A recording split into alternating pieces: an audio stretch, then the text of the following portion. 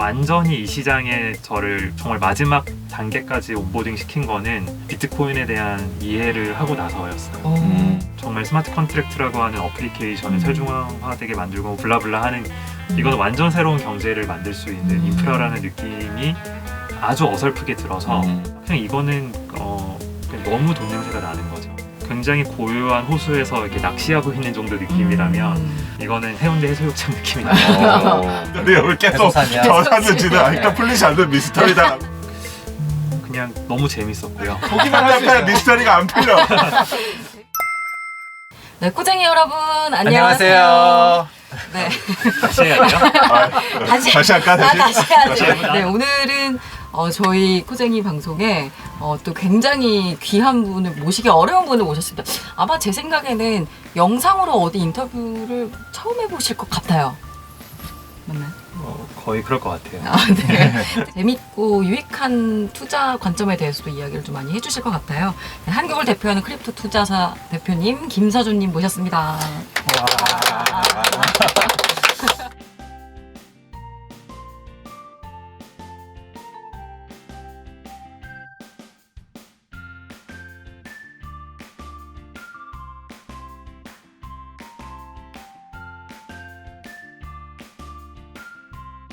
먼저 간단하게 자기소개 좀 부탁드릴게요.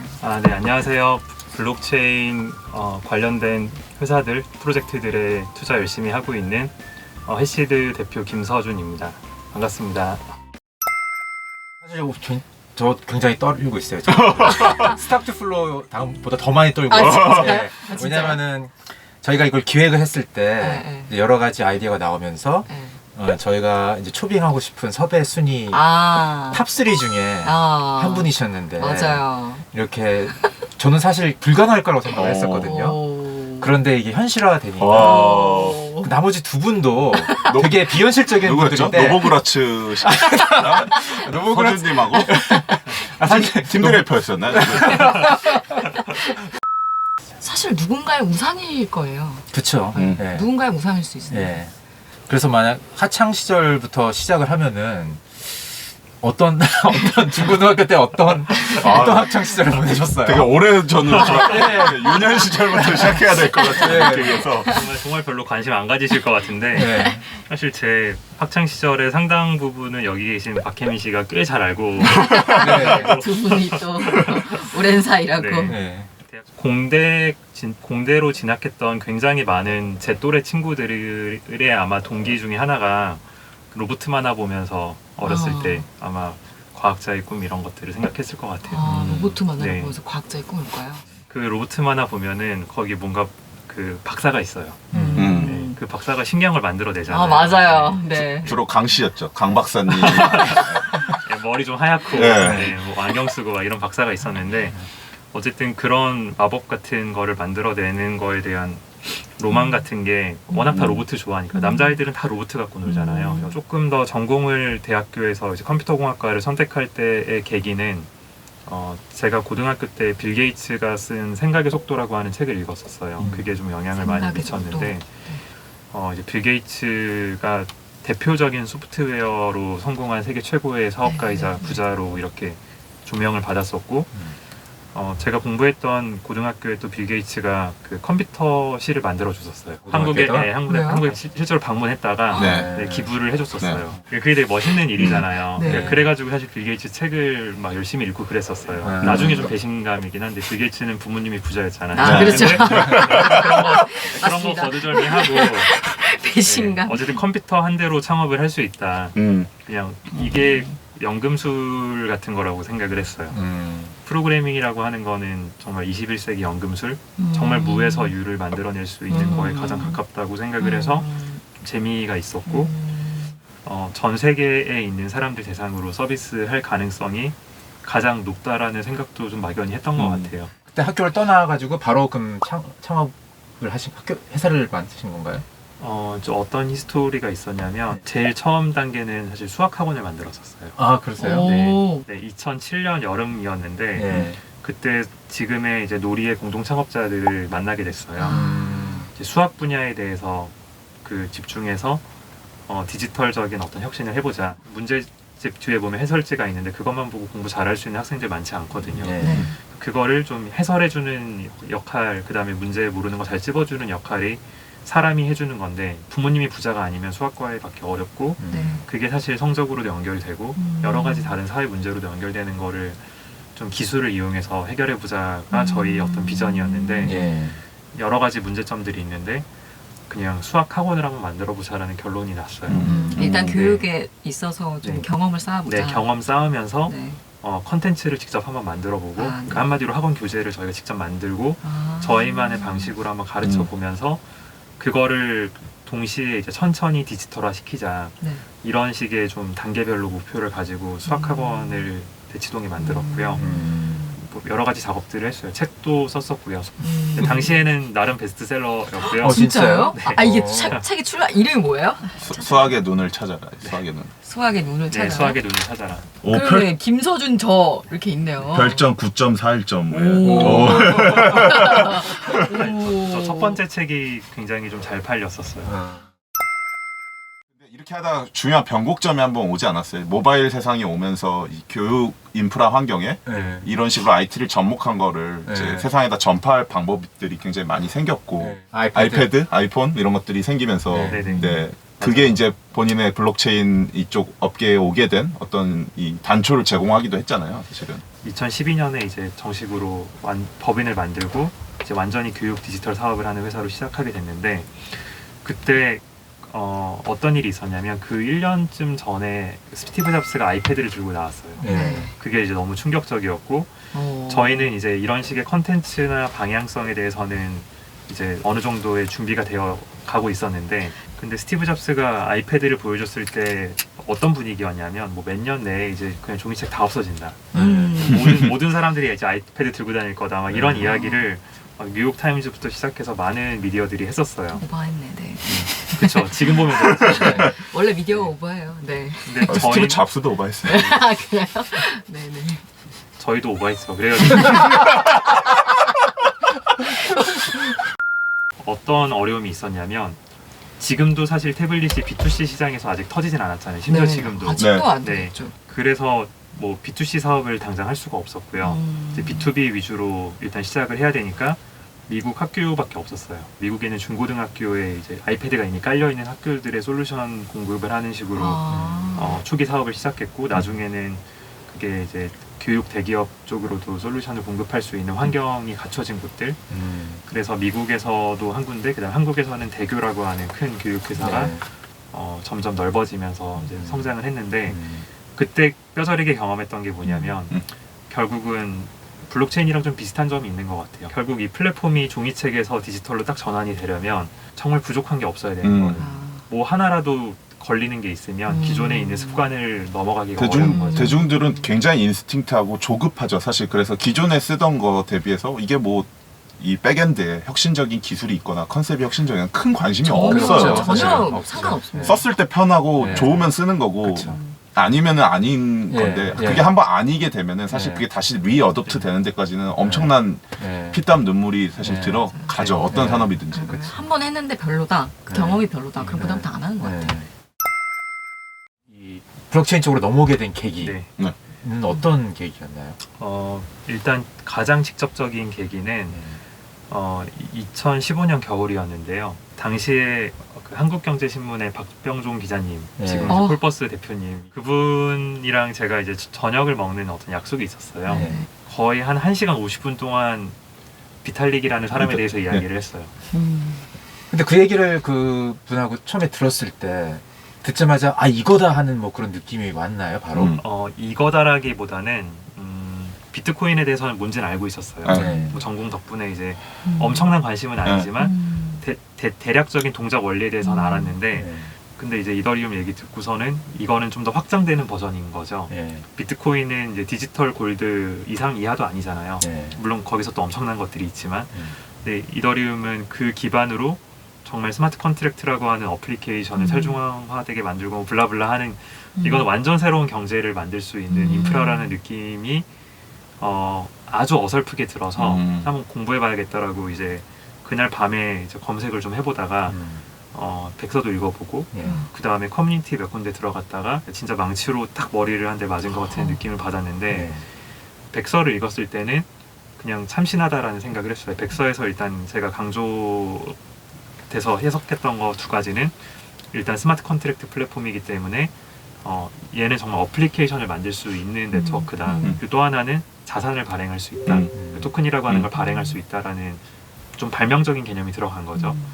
근데 그것까지 봤을 때는 그래? 재밌네 정도로 딱 끝났는데 검색해보니까 막 이런저런 커뮤니티들이 막 나오더라고요. 그래서 들어가서 보고 저도 뭐 개발자 출신이었으니까 개발자들이 원래 활동하던 오픈소스 커뮤니티랑은 너무 느낌이 다른 거예요. 어떻게 달라요? 왜냐하면 오픈소스 커뮤니티는 경제적인 인센티브랑 전혀 연결이 되어 있지 않아요. 그러니까 순수한 명예를 위해서 일하거든요. 개발을 어떻게 할 것인가 그냥 이런 거예요.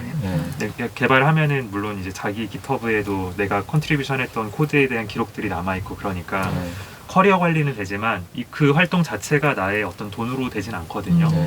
근데 이쪽 커뮤니티에서 돌아가는 일들을 보니까 그냥 이거는 그냥 너무 돈 냄새가 나는 거죠. 좋은 쪽이든 나쁜 쪽이든 근데 경제적 이익으로 바로 연결될 수 있으니까. 그러니까 정말 얼굴도 모르는 사람들이 막 자기가 이상한 자산 발행했다고 하고 막 투자받고 너무 느낌이 다른 거죠. 너무 상업적인 느낌이 들고 근데 그게 결국은 이 에너지가 너무 다른 거예요. 그러니까 오픈소스 커뮤니티 개발자 사람들이 굉장히 고요한 호수에서 이렇게 낚시하고 있는 정도 느낌이라면 이거는 약간 해운대 해수욕장 느낌이 나요. 한 번씩 들어가서 몇 가지 커뮤니티들을 팔로잉을 하는데 그냥 일주일에 뭐 10%, 20%씩 막 커뮤니티 멤버들이 늘어나는 채널들이 너무 많은 거예요. 그러니까 뭔가 물이 끓어오르는 것 같은 느낌이 막 계속 드는 거죠. 그렇죠. 그래서 이거는 뭔가가 있겠다. 이게 그냥 아무런 티핑 포인트를 못 넘고 얘네들끼리만 수닥수닥 하다가 그냥 흔적도 없이 사라지는 일은 없겠다라는 걸 본능적으로 좀 느꼈던 것 같아요. 깊은 감명을 받고서 그때부터 그럼 이더를 투자를 해야 되겠다고 결심을 하신 건가요?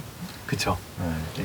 근데 처음에 투자할 때는 사실 2016년 초부터 투자를 했는데 근데 코인원에 이제 제일 처음 상장이 됐잖아요. 2016년 초에. 처음에는 이제 재미 삼아서 좀 투자를 했는데 너무나 잘 아시는 그 다오 핵이 터진 거예요. 그러니까 그때도 막 다오에 대한 이야기가 나오면서 이더리움 가격이 2016년에 솟구치거든요. 한번. 그래서 전체 유통량의 6분의 1이 이더리움이 다오에 투자가 됐었어요. 그러니까 지금 상상도 할 수 없는 규모죠. 그러면서 이더리움 가격이 폭등하고 관심도가 확 올라가다가 해킹당하면서 난리가 났죠. 뭐 기억하시는 분들이 계시겠지만 커뮤니티가 정말 시끄러워서 재미가 있었어요. 그때는 크립토 커뮤니티가 굉장히 작아서 정말 다 연결되어 있었어요. 맞아요. 그리고 그때는 코빗이 국내 1등 거래소였어요.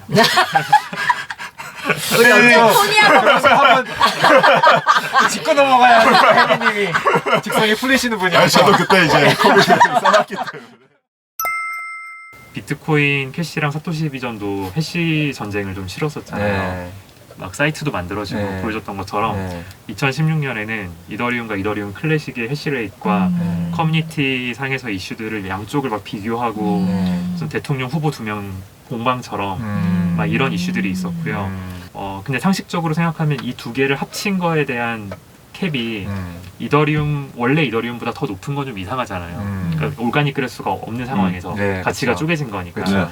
그러다 보니까 결국은 뭐 이더리움 가격이 계속 떨어졌어요. 그러다가 가장 많이 떨어졌을 때가 2016년 말에 한 7,000원 정도까지 떨어졌는데 아무튼 그 그때까지 과정에서 들고 있어요? 아니면 저는 계속 추매만 했어요. 저는 사실은 이건 뭐 서주님도 모를 거예요. 저희 뮤추얼로 또 아는 사람 중에 그랜트라는 친구가 있어요. 스탠퍼드 아까 말씀드린 대학교 나오고 되게 똑똑한 친구였는데 이 그랜트가 맨날 말씀하는 게 I know Simon is not a madman. 사이먼은 미친 사람이 아닌데 왜 그때 당시에 이더리움을 계속 더 샀는지는 아직도 풀리지 않는 미스터리다라고 하고 너 사이먼하고 친하니까 너 말해봐 이러니까 나도 모르겠다 할까 너 안 친한 것 같다고. 언젠가 기회 되면 그걸 꼭 알아보고 싶다고 하는 미스터리 중에 하나예요. 진짜 알고 싶어요. 어떤 기회에 그 미스터리 그때 이렇게 막 더러운 공방전이 있는 와중에 계속 그리고 추매를 이게 아직 설익은 분명 어떤 제품과 이 자산이고 그런 와중에 본인이 가진 이 AUM의 상당 부분을 그걸 계속 추매하는 결정은 사실은 로지컬하게 설명하기는 좀 어렵거든요. 네. 예. 그럼 왜 어떤 생각으로 그렇게 계속 추매를 하신 거였어요? 그냥 너무 재밌었고요. 사실 그러니까 진짜 뭐 그 공방장을 보는 게 재밌다고 투자를 보기만 할 수 있어요. 미스터리가 안 풀려. 재밌다고 투자를. 근데 이제 블록체인에 대해서 아마 뭐 많은 분들 공감하실 텐데 이게 단순히 기술에 대한 문제도 아니고요. 뭐 경제에 대한 문제도 아니고 철학, 뭐 정치 다 들어 있어요. 모든 것들이. 네. 그래서 파고들면 파고들수록 점점 더 빠져들고 결국은 또 하나의 지금 우주의 질서를 만드는 일을 우리가 하고 있는 거구나, 네. 내가 참여하고 있구나라는 생각을 하는 게 저도 이쪽 업계에서 일하면서 제일 재밌는 부분인데, 네.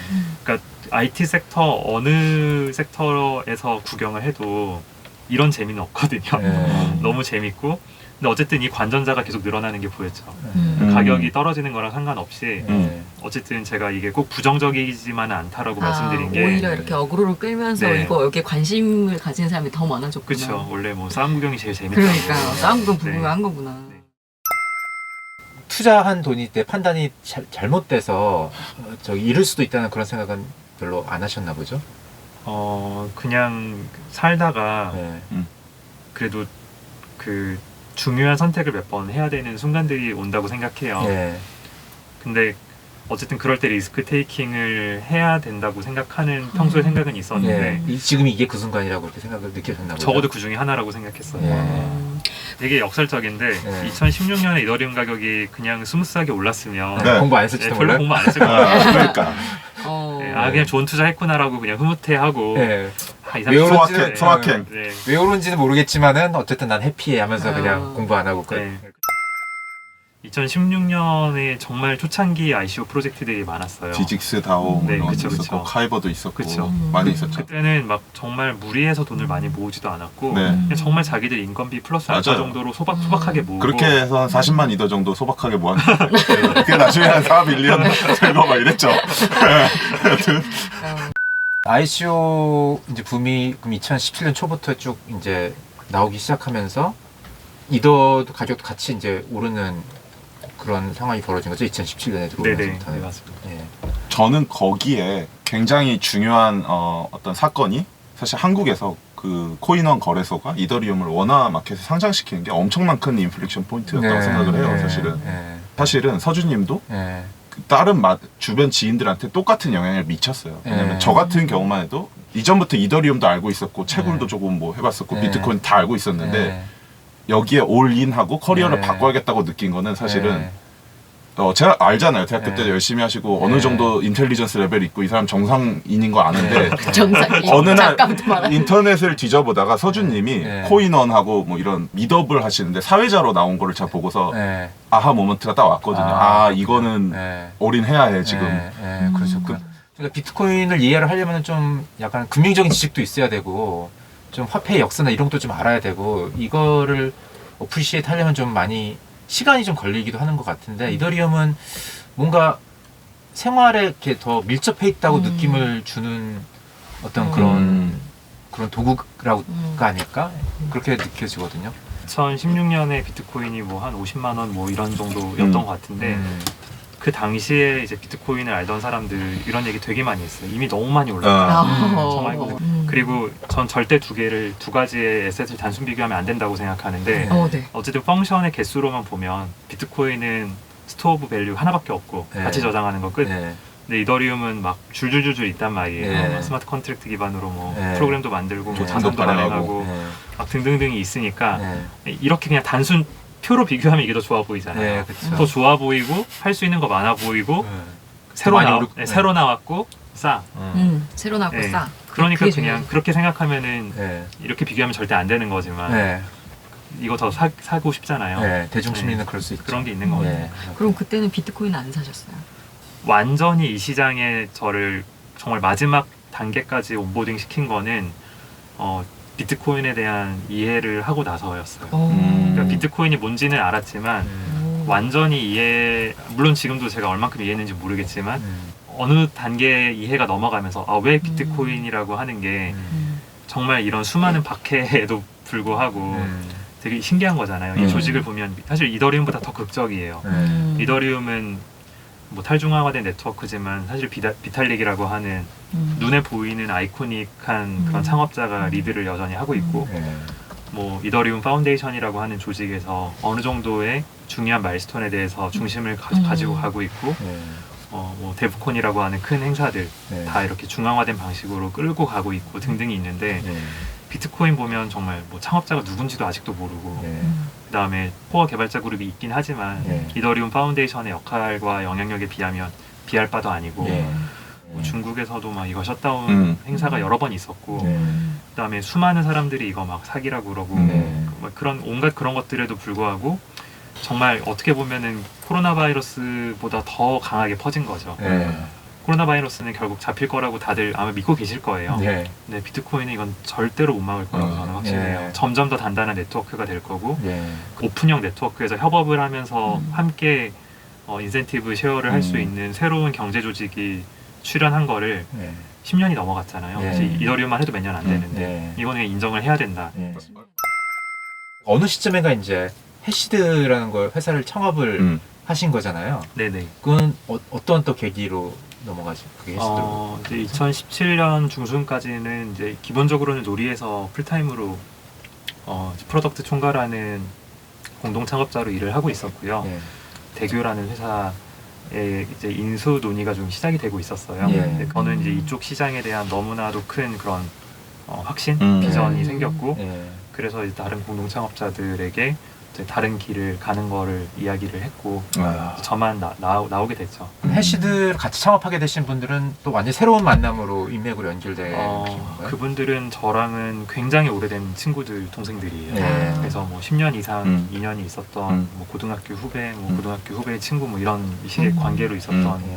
근데 그분들은 블록체인에 대해서 뭐 신념이 따로 이미 있는 상태였나요? 처음에 제가 꼬셨죠. 2016년에 물릴 때 물리면은 지금 이렇게 담담하게 이야기 드리지만 마음이 아프잖아요. 그렇죠. 엄청. 제가 그래서 물리면 제가 하나 정리해드릴게요. 일단 공부를 시작하게 되고 두 번째는 이건 장기 투자라는 확신하고 되고 세 번째는 주변 사람에게 이건 투자를 해야 될 좋은 자산이라고 전방을 하게 되죠. 물리면 물린 사람의 특징 스텝 바이 스텝으로 가셔서 그래서 설득을 하니까 이제 하나둘씩 넘어오던가요? 어땠냐면요. 제가 처음에 막 이야기 꺼냈던 굉장히 많은 그런 선배들, 형들이 했던 얘기가 너 이상한 폰지 사기에 물렸다. 빨리 다 털고 나와라. 정신 차려라. 지금이라도 손절하고 나와라. 이 얘기를 뭐 거의 다 들었고요. 그 이야기를 관심 있게 들어줬던 그 동생들이 지금 해시드 공동 창업자들이세요. 저는 대학교 때 친했는데 저한테는 이제 해시드 공동 창업하자는 얘기 제가 못 들어가지고 서운하죠. 아니요, 서운하지는 않았어요. 그 후에 이제 인터넷 찾아보다 또 연이 돼갖고 같이 업무도 같이 한 게 있고 하긴 한데 그러면은 공동 창업은 이제 그럼 다 6명이시던가요? 네, 처음에 공동 창업자는 총 6명이었어요. 물론 이제 합류한 시기들은 조금씩 달라요. 근데 같이 이제 해시드라고 하는 회사를 저희가 그 이름으로 그러니까 투자 활동은 처음에는 이제 집합 투자 형태로 그러니까 엔젤 투자 클럽 같은 거였죠. 처음에는 같이 공부하고 투자도 해보고 이렇게 될 줄 모르고 시작했죠. 처음에는 그러다가 이제 완전히 우리가 기업화된 형태의 투자를 하자라고 자리를 잡고 한 건 2017년 이제 가을 넘어갈 때쯤이었고요. 네, 코쟁이 여러분. 좋아요, 구독, 알림 설정 눌러주세요. 다음 시간에 만나요. 안녕히 계세요. 감사합니다.